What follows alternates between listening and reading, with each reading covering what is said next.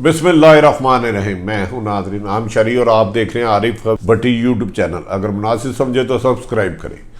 नाज़रीन, 3 अहम तरीन खबरों के साथ आपके सामने हाजिर है। आज PDM का इजलास था जिसका बड़ा शोर शराबा था दुनिया में कि आज जैसे हुकूमत उल्ट जाएगी, मरीम नवाज साहबा के दावे थे बड़े बड़े फैसले होंगे, आर या पार कर दिया जाएगा। इजलास के बाद जो तफसीलन मौलाना फजलुर रहमान ने गुफ्तगू की, ना इस्तीफ़ों का ऐलान किया ना लॉन्ग मार्च की डेट दी। इसे कहते हैं खाया पिया कुछ नहीं, गिलास तोड़ा 12 ने। दूसरा, आज वज़ीर आज़म पाकिस्तान इमरान खान साहब से सीनियर सहाफ़ियों ने मुलाकात की। उस मुलाकात पर उन्होंने सवालात किए तो वज़ीर आज़म इमरान खान साहब ने कहा, मुझे पता है मुल्क में इंतशार पैदा करने वाला कुछ इत्तेहादी जमातों को गैर मुल्की हमायत हासिल है और ना मैं खौफजदा होऊंगा ना कभी हुआ था। अगर ये रिज़ाइन देंगे तो मैं फौरी तौर पर ज़िमनी इलेक्शन करवा दूंगा। तीसरी अहम खबर, भारत में इस वक्त करोड़ों किसान मजदूर सड़कों पर एहतजाज कर रहे हैं मोदी की दहशतगर्दी पॉलिसियों पर, जिस पर भारत ने अंदरूनी इंतशार से बचने के लिए, जो भारत तबाही के दहाने में है, गुर्बत अरूज पर है, लाकानूनियत है, पाकिस्तान और चीन पर हमला करने की हिकमत अमली बना ली है, जिसको खुफिया अदारों ने एक्सपोज कर दिया है और जवाब दिया जाएगा पाकिस्तान और चीन की तरफ से कि भारत निशान इबरत बन जाएगा। नाज़रीन, सबसे पहले हम आ जाते हैं अब पहली स्टोरी पर। याद रखें कि PDM ने बहुत शोर डाला था, मौलाना फजलुर रहमान, मरीम नवाज और दीगर लोगों ने, कि 8 दिसंबर को PDM के इजलास में आर और पार हो जाएगा, हुकूमत नहीं रहेगी। लेकिन बड़ी हैरत हुई कि आज मौलाना फजलुर रहमान साहब ने जब उसके बाद मीडिया टॉक की, इस मौके पर बिलावल और मरीम नवाज को गुफ्तगू नहीं करने दी गई या उन्होंने नहीं की।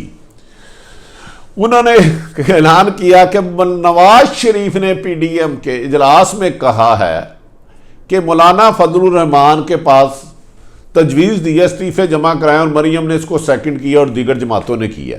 काबिल हैरत बात यह है कि ना लॉन्ग मार्च का ऐलान किया गया और ना ही कोई हतमी तारीख दी गई। नाज़रीन, इस्तीफ़ों की बात पे मुझे हंसी आ रही है।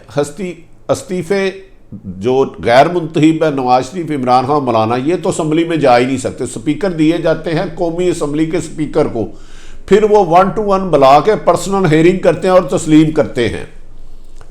लिहाजा इस बात में कोई बज़ाहिर मुझे वज़न ऐसा नहीं लगा कि इनके इस्तीफ़े फौरी तौर पर कबूल हो जाएंगे या इस्तीफ़े देने में संजीदा हैं। देने ना देना इनका अपना हक है। जबकि मौलाना फजलुर रहमान को आसफ अली जरदारी साहब बार बार इस्तीफ़ों की ऑप्शन को आखिर पे रखने की कोशिश कर रहे हैं और कह रहे हैं फौरी तौर पे इस्तीफ़े देना खुदकशी होगा। और बिलावल भुट्टो माजी में कह चुके हैं इस्तीफ़े देना एटमी धमाका होगा और बेनज़ीर ने इस किस्म की कभी सियासत नहीं की। मौलाना फजलुर रहमान साहब ने सहाफ़ियों से बात करते हुए PDM के इजलास के बाद कहा, 31 दिसंबर तक सूबाई और कौमी असम्बली के इस्तीफ़े अपनी पार्टियों के सरबराहों को दे दें, स्पीकर को नहीं, जो इस्तीफ़े मंजूर कर ही नहीं सकते। मुझे इस बात के ऐलान की समझ नहीं आई। ना उसके बाद उन्होंने कहा लाहौर का जलसा हुकूमत के लिए आखिरी कील होगा।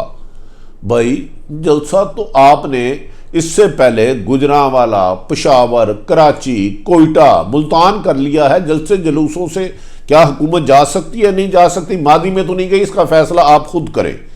उन्होंने ये भी कहा कि मजीद PDM का 31 दिसंबर को इजलास होगा जिसमें सोचेंगे शटर डाउन करें, हड़ताल करें, पहिया जाम करें और इस किस्म की गुफ्तगू मौलाना साहब का दावा था कि वो करते रहे।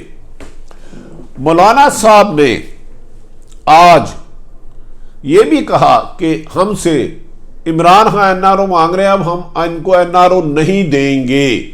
याद रखें कि इस वक्त मुल्क के वज़ीर आज़म इमरान खान हैं, जो चीफ एग्जेक्टिव होते हैं। मौलाना साहब रुकने असम्बली भी नहीं, सियासी जमात में अक्सरियत भी नहीं। बहरहाल ये उनका कहना है। उन्होंने आज फिर अदारों को टारगेट करने की कोशिश की है इनडायरेक्ट। मौलाना फजलुर रहमान ने कहा, धांधली करने वाले खुद सोचे उनका अंजाम क्या होगा। جبکہ پی ڈی ایم آج کوئی واضح بڑا فیصلہ نہیں کر سکی جو حکومت کے لیے پریشانی کا باعث ہو، جبکہ مولانا صاحب کے مطابق حکومت سخت پریشانی میں مبتلا ہے۔ ناظرین، جو میری اپنی اطلاع ہے، جو بظاہر پی ڈی ایم کہہ رہی تھی ہم سب ایک پیج پہ ہیں، وہ ایک فیصلے پر بھی نہیں آ سکے۔ یہ شاید میرا خیال ہے ان کے لیے بڑا اہم آج کا دن کوئی بہت بہتر فیصلہ نہیں، تاہم پی ڈی ایم والے آج کے اجلاس کو کامیابی کہہ رہے ہیں۔ آج دوسری سٹوری پہ آ جاتے ہیں۔ وزیر اعظم پاکستان عمران خان سب سے سینئر صحافی ملے، جس پر وزیر اعظم نے کہا یہ اگر میں کرپشن کے علاوہ ہر مسئلے پر اپوزیشن کے ساتھ ڈائلاگ کرنے کے لیے تیار ہوں۔ انہوں نے اس کے ساتھ ہی دوسرا سوال کے جواب میں کہا کہ چند ملکی اتحاد پاکستان کو مضبوط نہیں دیکھنا چاہتے۔ بظاہر بادی النظر میں ملکی اتحاد، یہ انہوں نے پی ڈی ایم کی طرف کہا۔ انہوں نے اس موقع پر یہ بھی کہا کہ اپوزیشن جماعتیں آج استعفیٰ دیں، ابھی میں آئین اور قانون کے مطابق ضمنی الیکشن کروا لوں گا۔ انہوں نے کہا کہ مکمل لاک ڈاؤن، وزیر اعظم پاکستان کا کہنا تھا کرونا وائرس پوری پاکستان میں ہے، دنیا میں ہے، اپوزیشن کے جلسوں کی وجہ سے بہت زیادہ پھیل رہا ہے۔ اس نے کرونا کے وائرس کے پھیلاؤ میں اپوزیشن کو بھی قصوروار ٹھہرانے کی کوشش کی عمران خان صاحب نے۔ انہوں نے کہا لیکن میں مکمل لاک ڈاؤن اس لیے نہیں کروں گا کیونکہ اس سے ملک کی تباہی ہو جائے گی اور لوگ بھوک سے مر جائیں گے۔ انہوں نے کہا کہ میں جانتا ہوں عمران خان صاحب کے مطابق کہ اپوزیشن کو بیرون ملک سے سپورٹ حاصل ہے۔ ناظرین، یہ بڑے سنگین الزامات ہے۔ کیا کن طاقتوں سے اپوزیشن کو سپورٹ حاصل ہے، یہ بھی عمران خان صاحب کو بتانا چاہیے تھا۔ کیا وہ پاکستان دشمن طاقتیں تو نہیں؟ کیا خدا نہ خواستہ وہ پاکستان میں تباہی تو نہیں کرانا چاہتی؟ تاہم اس کی بات کو کلیئر وزیر اعظم ہی کر سکتے ہیں۔ ایک سوال کے جواب پر انہوں نے کہا سعودی عرب اور ایران کشیدگی پیدا کر کے دونوں ملکوں کو کوئی تیسرا ملک سپر پاور کمزور کرنا چاہتا ہے، اس سے مسلم امہ کے لیے نقصان دہ ہے۔ آج وزیر اعظم نے کہا کہ ایک بات، اپنی غلطی بھی انہوں نے تسلیم کی کہ فوری طور پر آئی ایم ایف کے پاس نہ جانا بہت بڑی غلطی تھی۔ اچھی بات ہے، 2.5 سال بعد صحیح، لیکن وزیر اعظم نے اپنی غلطی تسلیم کی۔ لیکن آج ان سے ملنے والے صحافیوں کا کہنا ہے کہ وزیر اعظم پر اعتماد تھے، پر اعتماد تھے، اور ان کا خیال تھا کہ اپوزیشن کے جلسے جلوسوں سے نہ انہیں فرق پڑتا ہے، نہ وہ ان کے دباؤ میں آئیں گے، نہ بلیک میل آئیں گے، نہ این آر او دیں گے۔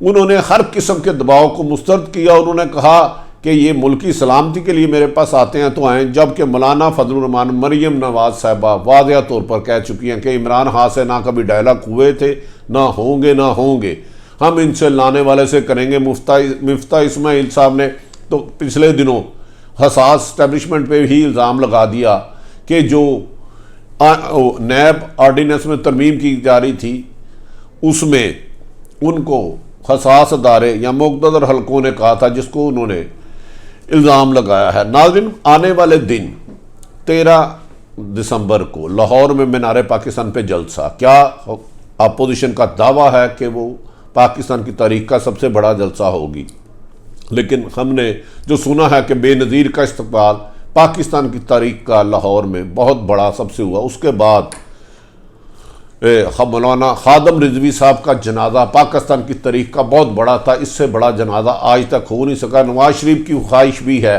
کہ وہ جنازہ سے بڑا جلسہ کریں، بظاہر اس میں ممکن نہیں، تاہم اپوزیشن اس پہ خاصی طور پر انویسٹمنٹ کر رہی ہے، لوگوں کو لا رہی ہے، استعفوں پر پریشرائز کر رہی ہے، جبکہ ہماری اطلاعات کے مطابق مسلم لیگ کے اہم رہنما نے کہا کہ مولانا اپوزیشن لیڈر شہباز شریف فوری طور پر استعفوں کے خلاف ہیں، اور انہوں نے مریم کو سمجھانے کی کوشش بھی کی ہے۔ ناظرین، جو اہم ترین بات تھی ہم نے دونوں تینیں آپ کو بتا دی۔ نواز شریف نے آج عمران خان صاحب نے یہ بھی کہا کہ کسی قسم کی رکاوٹ نہیں ڈالے گی جلسے جلوسوں میں، تاہم کرونا ایس او پی پر جو وائلیشن کرے گا اس کے مقدمات درج کیے جائیں گے۔ میرے خیال میں حکومت کو بہت زیادہ مقدمات درج کرا کے اپوزیشن کو ہیرو نہیں بنانا چاہیے۔ لاہور کے جلسے میں رکاوٹ ڈال کر اگر ڈالتے ہیں اور مینار پاکستان نہیں جانے دیتے تو لاہور کی 40-50 فٹ کی سڑک پر اگر 5000 بندہ بھی ہو تو لاکھوں لگتے ہیں، اور یقیناً میرا خیال ہے ملتان والی غلطی वज़ीर आज़म पाकिस्तान पंजाब हुकूमत को दोहराने नहीं देंगे और आने वाले दिनों में अपोजिशन अपना जलसा करके देखते हैं कि वो 13 तारीख को ऐलान करते हैं, डेट देते हैं इस्तीफ़ों की, लॉन्ग मार्च की तारीख देते हैं या नहीं देते। इसका फैसला बहरहाल आज ना आर हुआ ना पार हुआ, सजन मेरा बेजार हुआ, आवाजार हुआ। अब नाज़रीन हम तीसरी स्टोरी पर आ जाते हैं। आप जानते हैं कि पिछले दिनों में चीन ने लद्दाख में भारतीय फौजियों को मुक्के ठुड्डे घूसों से मार मार कर अधमुआ कर दिया, मुर्गा बना दिया, दुर्गत ऐसी बनाई कि वो दुम दबा के भागे। उसके बाद चीन ने काफ़ी हिस्से पर कब्जा कर लिया। आजकल भारत में नरेंद्र मोदी की जालमाना पॉलिसियों की वजह से करोड़ों मजदूर, किसान और आम आवाम एहतजाज कर रही है कि इसने हमें बेच दिया है। नरेंद्र मोदी भारत की सलामती का दुश्मन बन चुका है, जिस पर नरेंद्र मोदी सख्त परेशानी के आलम में उसने अपने आर्मी चीफ को, जो सऊदी अरब भेजा है, वो भी इस साजिश का हिस्सा है। उन्होंने सोचा है कि चीन और पाकिस्तान पर हमला कर दिया जाए, जिसको पाकिस्तान के अहम अदारे और चीन के अदारों ने ट्रेस कर लिया और जिसके जवाब पर पाकिस्तान ने और चीन ने भारत के एटमी तंजीमात को निशाने पर अपने रॉकेट और हथियारे नस्ब कर दिए हैं। अगर भारत ने यह गलती की तो ना सिर्फ एक तरफ से ठुकाई उसकी चीन करेगा, बल्कि पाकिस्तान ऐसे करेगा कि भारत की कमो बेशतर 7 रियासतें अलग हो जाएंगी। और इन हालात में जब आपके मुल्क में इंतशार हो, भारत में हाना जंगी छिड़ी हो, गरीब आदमी, आम शहरी, सियासी जमातों की बजाय आम शहरी हुकूमत के जुल्म और सितम के सताए हुए बाहर सड़कों पर करोड़ों में आए और हुकूमत से बात भी ना करना चाहें, ऐसे में भारत की पाकिस्तान या चीन पर हमले की गलती भारत की तबाही का बायस बनेगा। याद रखें कि चीन के पास ऐसी लेटेस्ट टेक्नोलॉजी है कि आवाज़ से तेज़ मिसाइल चलते हैं जो पूरे भारत को अपने निशाने पर रखते हैं। इस सिलसिले में चंद रोज़ कबल चाइनीज़ प्रेसिडेंट और वज़ीर ख़ारजा उन्होंने बयान दिया था कि भारत ने अगर सी पैक में रुकावट पैदा करने की कोशिश की और उस रूट में रुकावटें खड़ी कोशिश की तो भारत का असला, तोपे, जहाज आवाज़ देनी बंद कर देंगे। नाज़रीन, ये अहम तरीन डेवलपमेंट है। ताहम आज आर्मी चीफ जो भारत के पहली दफ़ा सऊदी अरब यूएई के दौरे पे गए हैं, उनकी एक्टिविटी बड़ी मशकूक रही और उनका इस दौरान इसराइल से भी रब्ता हुआ और ईरान प्रोजेक्ट पर हमला करने की तैयारी करते रहे।